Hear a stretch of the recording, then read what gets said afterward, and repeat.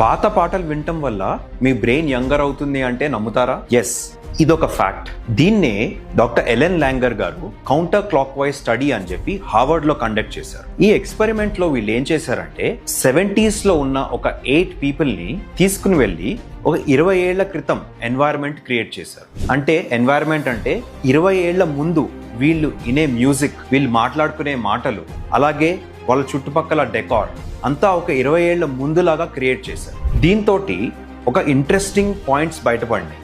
అదేంటంటే వీళ్ళందరూ కూడా యంగర్ అయిపోయారు. అంటే వీళ్ళ బ్రెయిన్ యాక్టివిటీ యంగర్ అయిపోయింది, వీళ్ళ ఫ్లెక్సిబిలిటీ, మసిల్ పవర్ పెరిగిపోయింది.